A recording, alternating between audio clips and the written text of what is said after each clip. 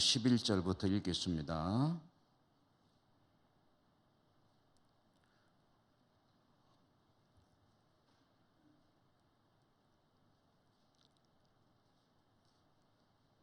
(32절까지로) 되어 있는데 오늘 24절까지만 읽겠습니다. 24절까지. 누가복음 15장 11절부터 24절까지 한 절씩 교독하겠습니다. 또 이르시되 어떤 사람에게 두 아들이 있는데 그 둘째가 아버지에게 말하되 아버지여 재산 중에서 내게 돌아올 분깃을 내게 주소서 하는지라.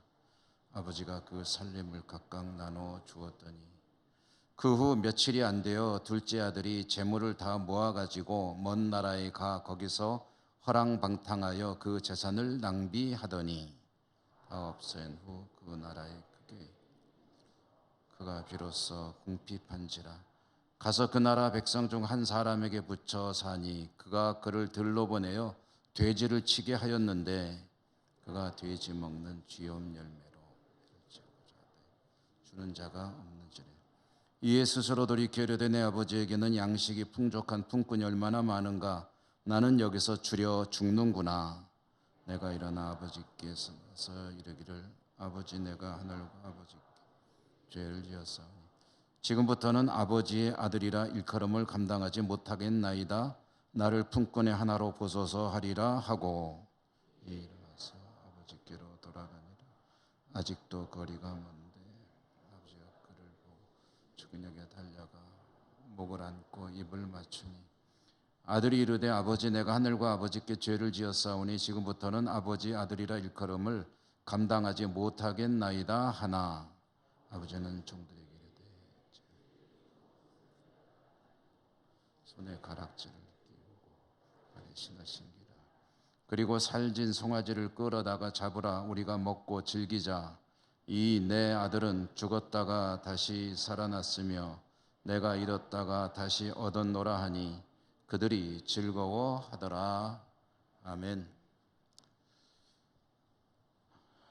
주님의 은혜가 여러분과 함께 하시기를 기원합니다.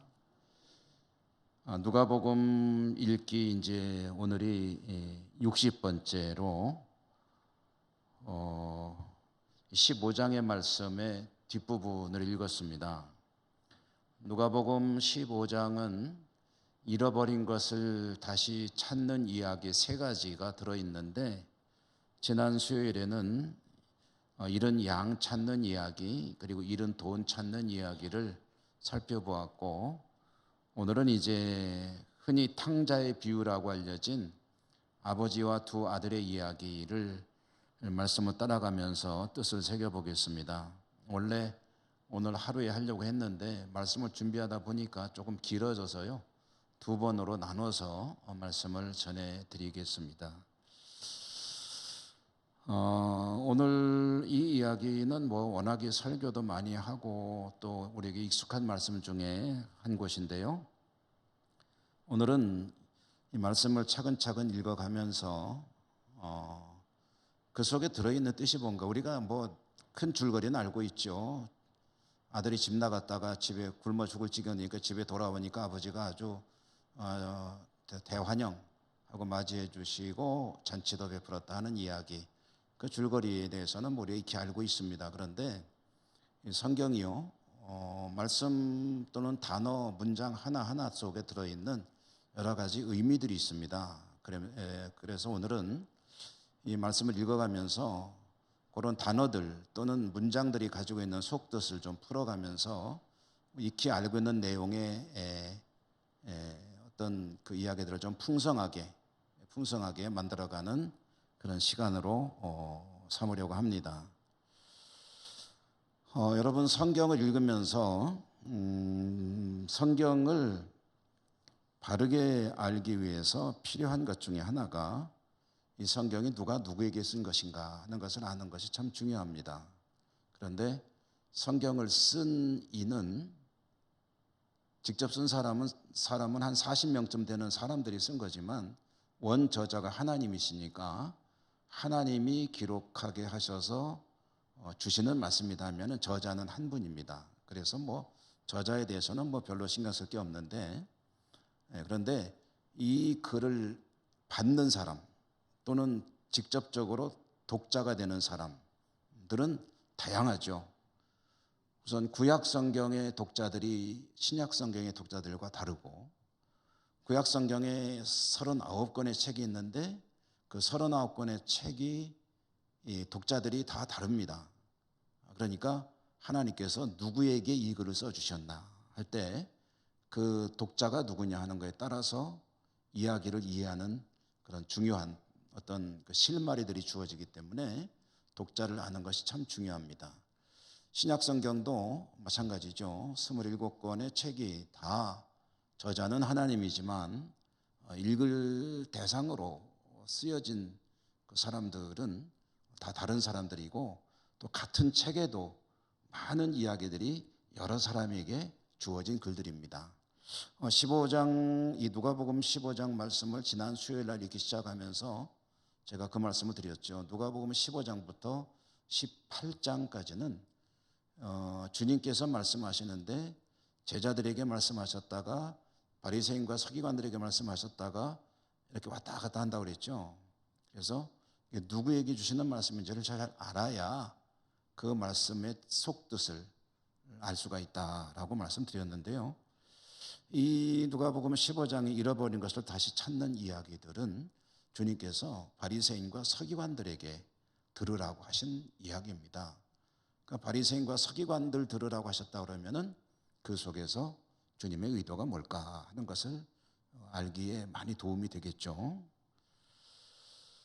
자, 오늘 이 집 나간 아들 돌아오는 이야기, 그리고 아버지 이야기, 우선 그 말씀을 따라가면서 뜻을 새겨보도록 하겠습니다. 바리새인과 서기관들에게 주셨다라고 했는데, 바리새인과 서기관들은 어떤 사람들이냐면 세리와 죄인 같은 사람들을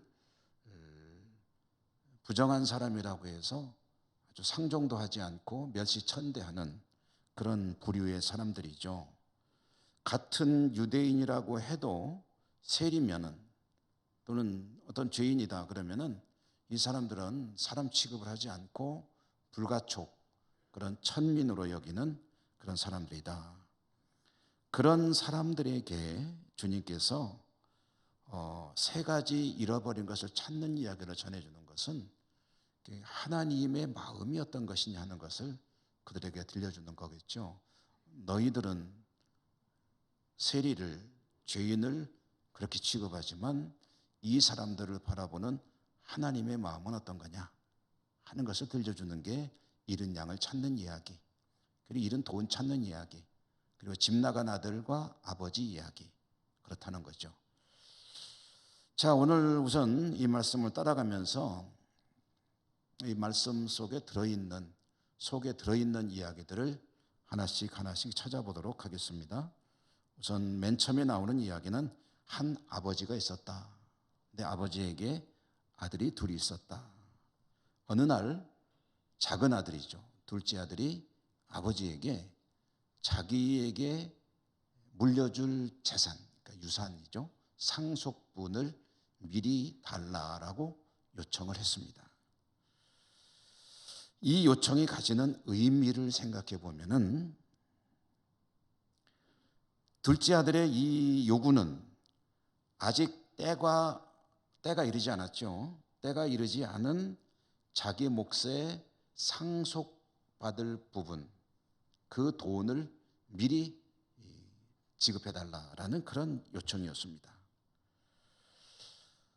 뭐 나라마다 조금씩 다르겠지만 이스라엘에서는 유대인들은 아버지가 이제 유산을 상속하게 되면은 아들이 하나면은 뭐 아들한테 다 가겠죠. 그런데 둘 이상이면은 장남이 받는 것과 둘째 이하가 받는 게 다릅니다. 어떻게 다르냐면 장남은 다른 아들들이 받는 것의 2배를 받습니다. 그러니까 이 집 같은 경우에는 아들이 둘인데 장남이 차남의 2배를 받아야 되니까 아버지 유산을 전체를 3등분하면 될 겁니다. 3등분해서 3분의 2는 큰아들에게 주고 3분의 1은 작은아들에게 주면 형이 동생의 2배를 받게 되는 거죠. 그래서 실질적으로 이 작은 아들이 받게 될 아버지의 상속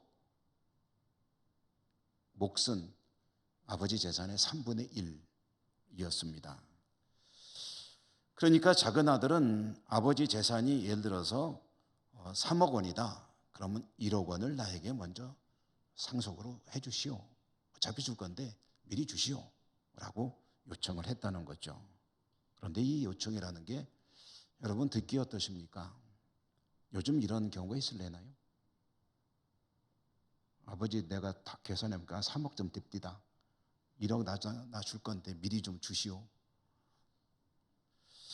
이 참 어처구니 없는 짓이죠. 왜 그러냐면 상속이라는 것 자체가 물론 자녀들이 아버지로부터 돈을 이제 좀 지원받고 그런 경우들은 얼마든지 있죠. 지금 이거는 상속 이야기입니다. 상속. 이 상속이라는 것은 아버지의 생명이 다한 뒤에 그때 비로소 이제 계산이 시작되는 게 상속이죠.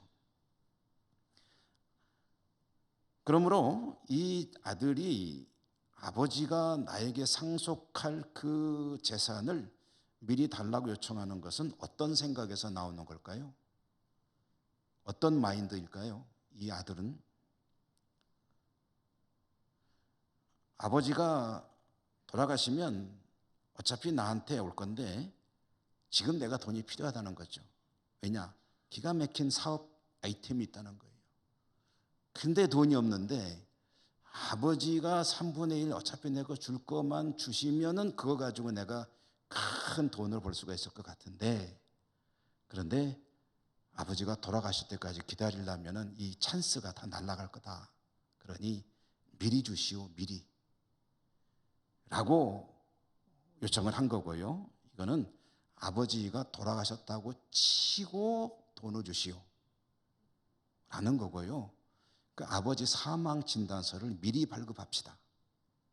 라는 이야기랑 다를 바가 없는 얘기죠.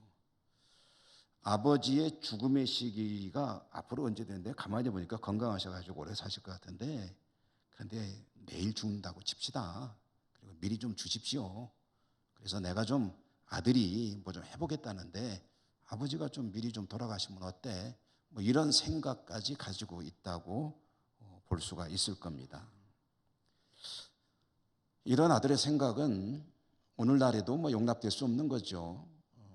그런데 고대 사회에서는 더더욱이 있을 수 없는 폐륜이고 중범죄였습니다. 저는 이 속에 또 한 가지 중요한 의미가 있는데 이 아들에게 있어서 아버지나 또는 형이나 이 가족이라는 것은 별로 의미가 없는 사람이로구나 하는 것을 알 수가 있습니다. 아버지와의 관계가 별로 중요한 일이 아니에요. 아버지와 관계는 어떻게 되든 자신의 목적만 이루면 된다 하는 그런 욕망에 사로잡힌 사람이다.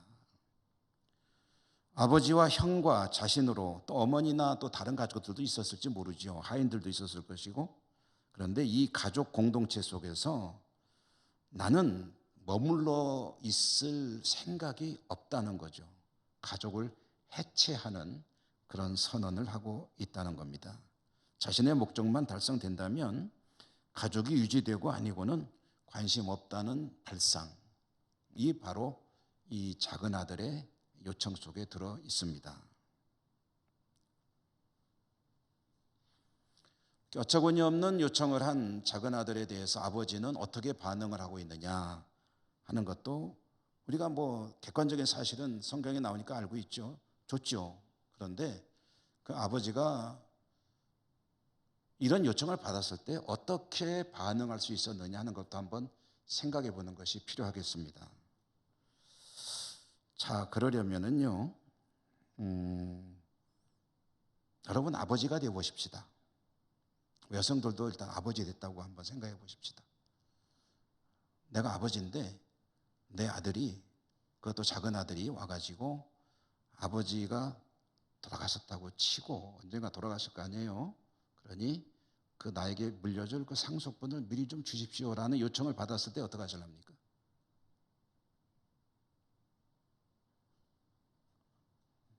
생각해 보지 않으셨으니까 갑자기 생각이 안 드시겠죠. 어떻게 하실랍니까? 몽둥이를 두들겨 패실랍니까? 아버지가 취할 수 있는 여러 가지 반응들을 한번 생각해 보십시다. 첫째로는 아들을 아마 좀 너 무슨 소리냐 그래서 잘 구슬릴 수가 있겠죠. 달래수가. 도대체 왜 그러니? 뭐 때문에 그러니? 그건 말이 안 되는 소리 아니냐? 이렇게 하면 안 되지. 어차피 네 거긴 하지만 그건 아버지가 죽은 다음에 너한테 가는 거지 이거는 아니다 라고, 그런 게 아니라는 도리를 내세우면서 달래볼 수가 있겠죠. 아버지가 택할 수 있는 한 방법입니다. 또 하나는 아들에게 호소를 할 수도 있을 겁니다. 야, 이거 소문나면 창피하다. 집안 망신이다. 제발 그런 생각 좀 하지 마라. 아들의 이성에 호소하는 그런 방법도 아버지가 선택할 수 있을 겁니다. 또 한 가지 생각해 볼 수 있는 방법은, 야, 그거는 안 되고 내가 한 100만 원 줄 테니까 내가 한번 하고 싶은 거 이걸로 한번 해봐. 이런 셈 치고 한번 해봐 하는 구슬르는 또 다른 방법이 있을 수도 있겠죠. 근데 아마 제일 손쉬운 방법은 아버지의 권위로 택도 없다 그래서 그냥 잘라버리는 방법이 제일 쉽겠죠. 경상도에 참 좋은 말 있지 않습니까? 택도 없다. 그 한마디면 끝납니다. 택도 없다. 여러 가지 방법들이 떠오르는데, 근데 거기서 제일 가능성이 없는 게 아들의 요구를 들어주는 거죠. 아들이 아버지 죽었다 치고 3분의 1 주세요. 그랬을 때 그것을 들어주는 방법이 제일 가능성이 없는 방법일 것 같은데, 오늘 이 이야기 속에서 아버지는 아들의 요구를 들어주었습니다. 그래서 아들이 달라는 대로 돈을 주고 또 큰아들에게 갈 몫까지 또 나눠줬습니다. 그러니까 아들들에게 자기 상속할 부분을 나눠줬으니까 자기 생활비 조금 남겨놨는지 그건 잘 모르겠어요. 어쨌든 아들들에게 갈 몫을 각각 나누어 주었다라고 성경에 기록이 되어 있습니다. 자, 그러면 여기서 우리는 한번 질문을 해봐야 됩니다. 아버지가 아들의 요구를, 어처구니 없는 요구를 그대로 들어준 이유가 뭘까? 지금 우리가 생각해 봐도 참 있을 수 없는 일인데 아버지는 왜 그런 터무니없는 요구를 그대로 받아들여 돈을 준 것일까? 혹시 아들이 장사에 재능이 있기 때문에 주면은 잘 운용을 해서 정말 네 말대로, 이 아이 말대로 큰 부자가 될 것을 기대하고 줬을까요? 그거는 그렇지 않습니다. 그럴 가능성은 없습니다. 왜냐하면 아버지는 아들을 잘 알죠. 아들의 그릇을 잘 알고 아들의 재능을 잘 알고 이 돈을 줬을 때 이 아이가 이 돈 가지고 부자가 될지 아니면 다 탕진해버릴지를 아버지는 잘 압니다. 그렇기 때문에 이 돈을 주면 결과가 어떻게 될지를 아버지는 뻔히 알고 있습니다. 그런데도 돈을 내주었다는 거죠. 왜 그랬을까? 구슬르지도 않고 거절하지도 않고 다른 어떤 타협안을 내놓지도 않고 그냥 달라는 대로 다 줘버렸습니다. 왜 그랬냐는 거죠. 돈을 아들이 요청대로 내준 이유를 성경을 연구하는 성경학자들은 이렇게 해석을 합니다. 아버지는 중요한 게 뭐냐면 이렇게 해서 아들이 집을 떠났을 때 나중에 다시 돌아오기에 가장 가능성이 높은 방법을 선택했다라는 거죠. 아버지의 권위로 이 돈을 달라는 아들의 요청을 택도 없다 그러고 거절하고 찍어 누르거나 아니면 다른 방법을 뭘 쓰거나 하는 것보다 가장 아들이 실패한 후에 돌아오려고 할 때 손쉽게 돌아올 수 있는 방법이 아무 소리 않고 돈을 주는 것이다. 그래야 아들이 언젠가 비록 실패를 경험하더라도 아버지께로 돌아올 확률이 높다라는 생각에 그 돈을 준 것으로 이해를 합니다. 제가 정말 그럴까 하고서 한번 곰곰이 생각을 해봤어요. 택도 없다. 그러면 아들이 집을 혹시라도 같이 살든 벗어나든 아버지와 아들의 관계는 너무나도 악화될 것이다. 다른 방법을 써도 덜 악화될지 몰라도 악화될 것이다. 그러나 아들이 해달라는 대로 다 해주면 적어도 아들과 아버지 사이의 관계는 악화되지 않을 것이다. 미안하기는 하겠죠.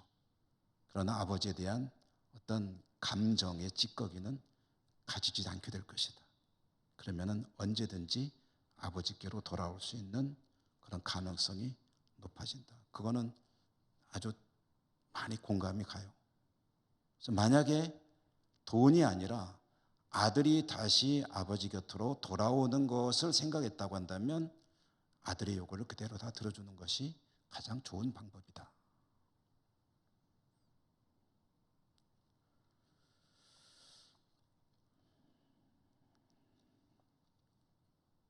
오늘 말씀 12절에 보면요, 아버지가 아들들에게, 작은 아들에게만 준 게 아닙니다.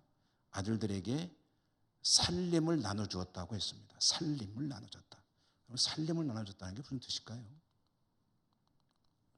실질적으로는 아버지의 재산을 나눠준 거죠. 근데 성경에는 재산을 나눠줬다라고 하지 않고 살림을 나눠줬다고 했습니다. 이것 한 번쯤은 왜 그렇게 표현했을까 하고 생각을 해봐야 됩니다. 여기 살림이라는 말로 번역된 이 단어를 원래 성경 기록된 언어로 읽어보면은 이 살림이라는 말의 어원은 원래 뜻은 생명이라는 뜻입니다. 생명. 아들이 아버지에게 요청한 돌아올 재산, 분깃을 내게 주소서 할 때는 그거는 돈이라는 단어입니다. 돈. 아버지 돈을 내게 주세요 했더니 아버지는 아들에게 생명을 나눠주었다. 이게 성경이 기록된 그런 언어입니다. 그러니까 아들은 돈을 달라고 했고 아버지는 생명을 나눠주었다 라는 것이 이 구절에 가지는 직역했을 경우의 뜻입니다. 왜 아버지가 나눠준 것을 돈이라고 안 하고 생명이라고 했을까요?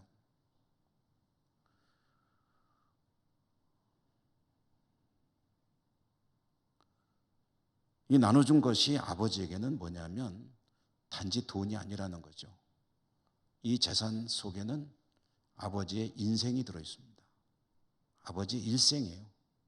이것을 위해서 어떻게 살아왔는지는 아들들은 잘 모를 겁니다. 그러나 아버지는 이것을 위해서 자신의 온갖 땀과 눈물과 모든 것을 쏟아 부어서 이루어 놓은 것이기 때문에 자신의 생명이 한낱 돈이 아닙니다. 자신의 인생입니다. 그런데 아들이 볼 때는 돈이에요. 그거 그냥 돈이지 뭐. 그것이 아버지의 가진 의미가 뭔지를 아들은 생각하지 않습니다. 근데 아버지 입장에서 보면은 돈하고 비교할 수 없는 생명이지만 그것까지 아들이 요구하니까 그냥 다 주는 거예요. 뭐 때문에? 나중에 돌아올 확률이 요만큼이라도 높기 때문에 아들과의 관계가 악화되지 않도록 그거를 기대하면서 아들에게 원하는 대로 들어주었다.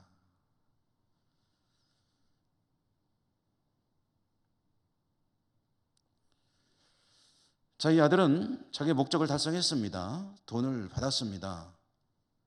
그래서 먼 나라로 갔다고 합니다. 성경에 보면 몇 절입니까?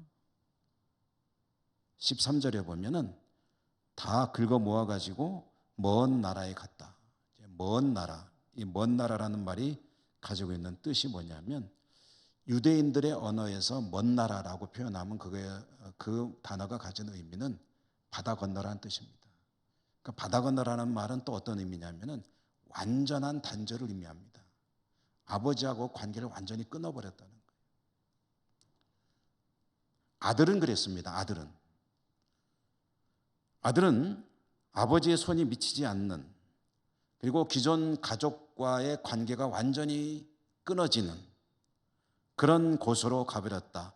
그런 장소이기도 하고 그런 환경이기도 하고 그런 상황이기도 하고 그런 개념이기도 하고, 그러니까 아버지와 완전히 모든 것이 단절되는 그런 상황.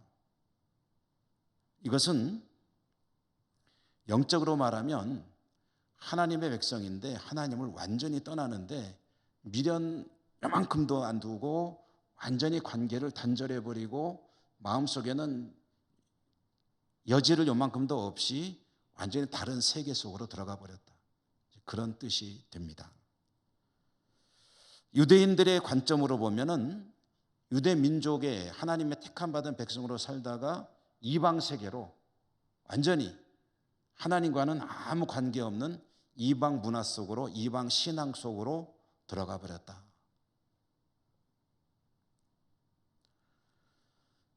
그렇게 아버지의 그늘을 완전히 벗어나서 연결고리가 전혀 없는 곳으로 가게 되니까 아들은 자신의 목적을 달성했죠. 즐겁습니다.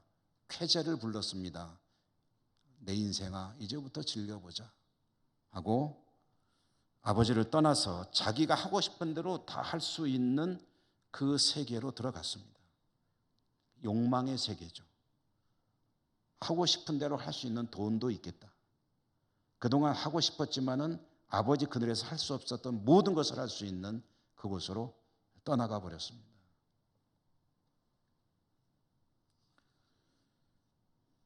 문제는 뭐냐면 돈이라는 건 쓰기 나름이죠. 그걸 가지고 자본금을 삼아서 잘 불려나가면은 오랫동안 호의호식할 수 있을지 모르겠지만 그냥 소비만 해버리면 뭐 바닥나는 거는 언젠가는 바닥나게 돼 있죠. 아들이 그랬습니다. 허랑방탕했다고 그러죠. 돈이 다 떨어졌습니다. 이제는 놀고 먹을 수가 없게 되고 일을 해야 할 상황이 됐습니다.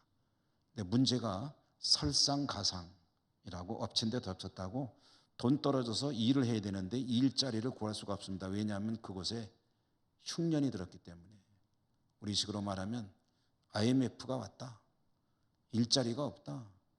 일자리를 구해도 임금이 형편없다. 먹고 살 길이 없다. 다른 사람들은 자기들이 살아가는 커뮤니티, 그러니까 이제 공동체가 있습니다. 가족도 있고 친척도 있고 어쨌든 이방 세계지만 자기들 나름대로의 관계가 있습니다. 거기에서 어떻게든 도움을 받으며 살아가겠죠. 이 사람은 완전히 자기 가족과 단절된 새로운 세계로 들어갔기 때문에 어디 의지할 데가 없습니다.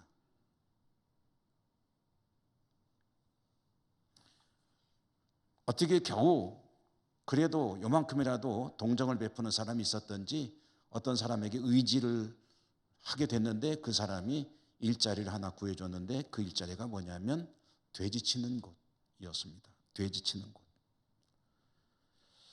자, 이 돼지 치는 일이라는 게 가지는 의미가 뭐냐? 해피되면 일자리를 돼지 치는, 소 치는 것이 아니고 왜 돼지 치는 곳이냐? 양 치는 것이 아니고 왜 돼지 치는 곳이냐? 하면은 돼지가 가진 의미가 있기 때문입니다. 중동 지역이 되게 그렇지만은 유대인들도 마찬가지죠. 유대인들에게서 돼지라는 짐승은, 가축은 부정한 짐승의 대표 선수입니다. 타락과 불결의 상징 돼지.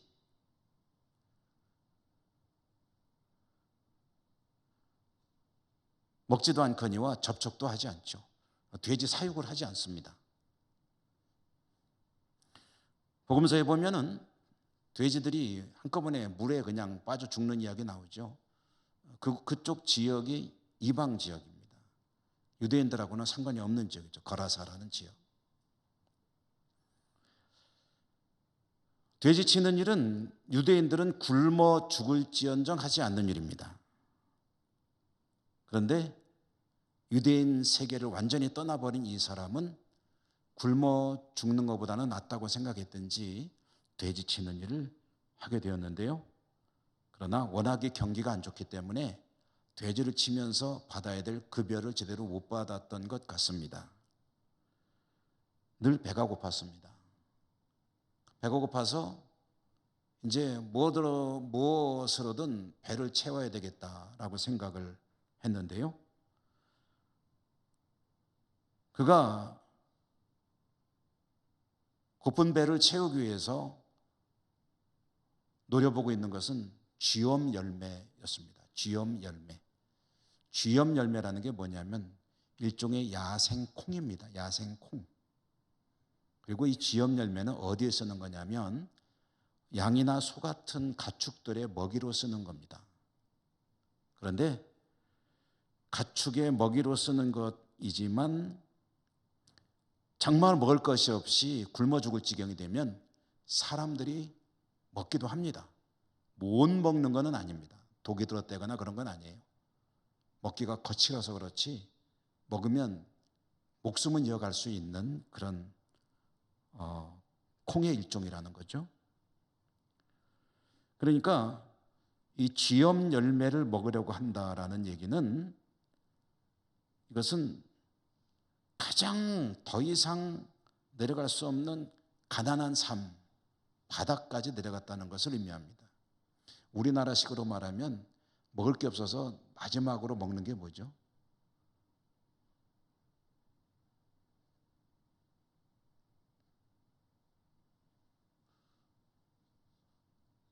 촉은 목피라고 하죠. 촉은 목피. 풀뿌리와 나무 껍데기를 벗겨서 먹는다. 저는 여기 계신 우리 성도님들도 그런 경험은 없으실 거예요. 아마 어렸을 때 조금 우리가 좀 못 살던 때라도 그러지는 않았을 겁니다. 풀뿌리 뽑아서 죽 끓여 먹고 나무 껍데기 껍질 벗겨서 삶아 먹고 그런 경험들은 아마 없으실 거예요. 없으시죠? 저 어렸을 때 저도 역시 그 경험은 없는데 그때 저와 같은 또래의 친구들이 그걸 먹는 거는 봤습니다. 뭐냐면은 그 깻묵 모르시나 보다. 깻묵 모르세요? 예, 모른다고 지금 사인 보내는 분도 계시고 그런데 깻묵이라는 게 그 기름 짜고 남는 거 그게 깻묵이죠. 그게 원래 먹는 거는 아닌데 먹을 게 없으니까 그걸 들고 다니면서 간식으로 먹는 경우 있었고요. 저는 이제 이거는 구경을 못 했는데 그것도 있다고 그래요. 양조장 가면은 그 이름이 뭡니까? 예? 술기미? 찌개요? 어쨌든 양조장 가면 거기에 술을 빚고 남는 무슨 그게 찌꺼기가 있나 봐요. 그거 먹을 게 없으니까 그걸 먹는데 그게 약간 알코올 기운이 있나 봅니다. 그럼 이제 그거 먹고 건화해가지고 얼굴이 벌게가지고 흔들흔들하면서 다니는. 근데 저는 제 친구들이나 그런 경우 먹는 거는 보진 못했어요. 얘기만 들었습니다.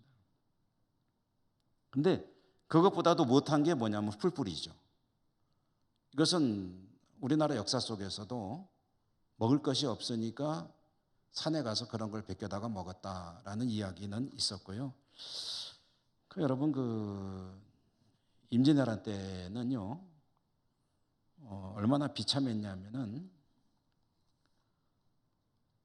우리나라 백성들이 다 수탈을 당하니까 왜군들이 쫙 지나가면은 싹싹 뒤져서 다 가져가고 그러니까 이제 굶어 죽고 풀뿌리 먹고 그러다가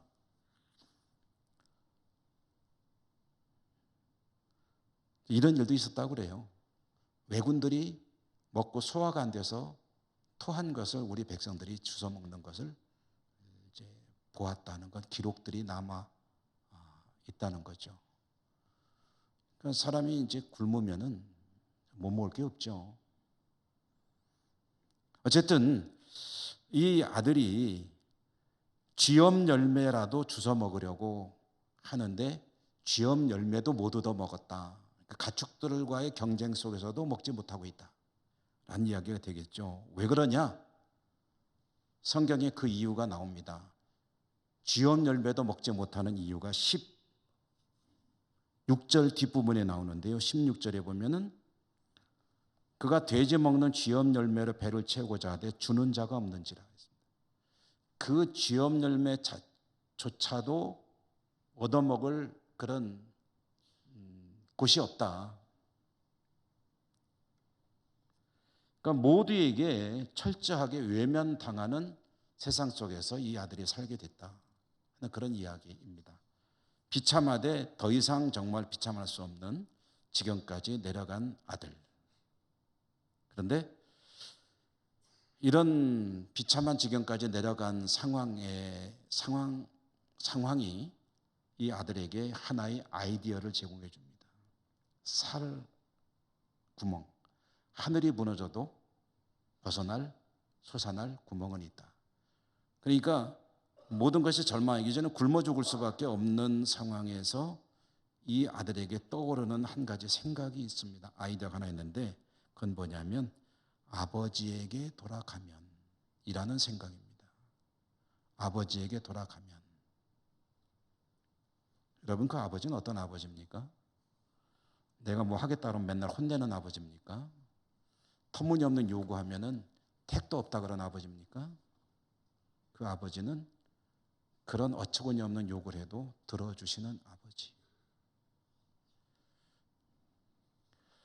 그 아버지가 생각이 납니다. 아버지에게 돌아가면 나는 죽지 않을 터인데, 아버지 집에는 양식이 있는데, 아버지 집의 일꾼들도 넉넉히 풍족하게 먹고 사는데, 내가 아버지 집으로 돌아갈 수만 있다면, 아버지가 나를 받아주기만 한다면 돌아갈 것이요, 돌아가기만 한다면, 성공한다면 나는 굶어 죽지는 않을 텐데 지금 나는 여기서 굶어 죽어가고 있구나. 17절 말미에 보면은요, 나는 여기서 주려 죽는구나 라고 했습니다. 나는 지금 죽어가고 있다는 거예요. 주려 죽는구나라는 말은 현재 내가 죽어가고 있다는 뜻입니다. 자기 상태를 아는 거예요. 지금 나는 죽어가고 있고 이대로 그대로 계속되면 나는 여기서 죽는다.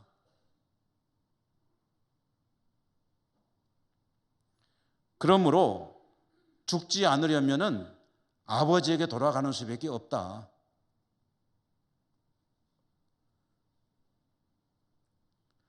제정신이 든 거죠. 판단력이 생겼습니다. 그렇지만 아버지라 부를 자격이 없죠. 홍길동처럼. 무슨 염치로 돌아간단 말이냐. 그런데 아버지랑 감정이 악화되었다면 돌아가는 걸 포기할지도 모릅니다.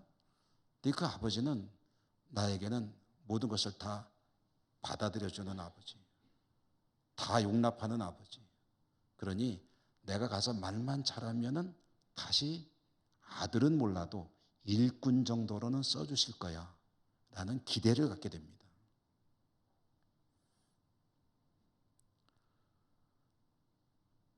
여기서 죽느니 설사 헛수고가 되더라도, 헛발걸음이 되더라도 아버지에게로 돌아가자. 작은 아들은 제정신이 들고 보니까 자신의 상황을 알게 되고 이것만 해도 정신 차린 거라고 봐야 되겠죠. 짐꾼이라도 돼야지, 일꾼이라도 시켜달라고 그래야지, 밥만 먹여달라고 그래야지. 그러면서 돌아가는데 연습도 하면서 갑니다. 뭐라고 그럴까? 아버지를 탁 만났을 때는 무릎부터 꿇을까? 그다음에 아버지요, 저는 아버지 아들의 자격이 없습니다. 아들 되는 것은 택도 없습니다. 내가 생각해도. 그러니 일꾼이라도 시켜주십시오. 그리고 밥만 먹여주십시오. 아버지, 여기서 슬프게 나가야 돼. 그러면서 이제 속으로 연습하면서 간 거예요. 연습하면서. 그러면서도 불안하죠. 아버지가 나를 용납을 해 주실까? 근데 그럴 것 같긴 한데, 아버지 평소 성품을 보면 그럴 것 같긴 한데 과연 어떨까? 그런데 연습할 필요 없었죠. 걱정할 필요 없었습니다. 왜냐? 아버지는 아들이 돌아오는 길목을 계속 바라보고 있었기 때문에. 그 말은 뭐냐면 이미 돌아올 아들을 기다리고 계셨다라는 거죠.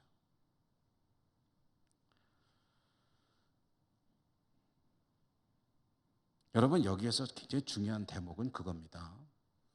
아버지는 아들이 나갈 때부터 돌아올 때를 준비하고 기다리고 있었다. 그렇기 때문에 달라는 대로 다 줬다. 집으로 돌아오는 아들을 아버지는 먼 곳에서부터 발견하고 달려나와 맞아줍니다. 이거는 아버지가 계속 그쪽 시간만 나면 거기 쳐다보고 있다는 얘기죠. 그러니까 오는 거, 멀리서 오는 거 발견하죠. 안 그러면 어떻게 집에 와서 문 똑똑 두들겨야 그때서 할 텐데, 아버지는 먼 곳에서부터 아들을 발견하고 아들을 맞아드립니다. 변명할 필요 없습니다. 안아주고, 성경에 보면 입 맞추고, 그리고 영접하여 맞아드립니다. 잔치를 엽니다. 그 뒤에 이야기는요, 다음 수요일 날을 좀 해야 될 것 같아요. 그래서 오늘 여기까지 하다 보니까 너무 길어지는 것 같아서 제가 2번에 해야 되겠다 생각을 했습니다. 그런데 오늘 말씀 속에서 한 가지만 좀 생각해 보고 맺겠습니다.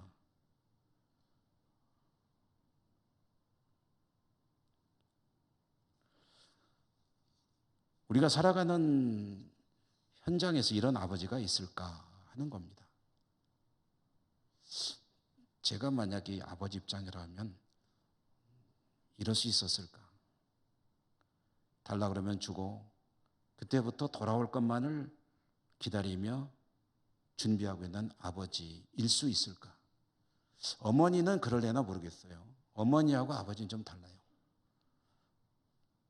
그런데 그런 아버지가 있을까? 아들이 아버지 인생을 송두리째 빼앗아 가지고 집을 나가서 탕진하고 돌아올 때 아무것도 묻지도 않고, 돌아온 아들 너 가서 좀 정신 좀 근신 좀 하고 와도 아니고 잔치를 베풀고, 그 아들 위해서 목욕시키고 옷 갈아입히고 가락지 끼워주고 아들 지위를 100% 다시 환원시키고. 여러분, 이게 주님이 들려주고 싶은 이야기가 뭐겠습니까? 그게 하나님의 마음이다. 이게 이 아버지가 하나님이다. 하나님은 그 백성들에 대해서 이런 마음을 가지고 계신데 니들이 뭔데? 하나님 전문가라며, 하나님의 율법 전문가라며 어떻게 그렇게 남을 정죄하고 쉽게 포기해버리고 쉽게 저주해버리고 사람 취급도 안 해주고 이 사회에서 퇴출시켜버리고,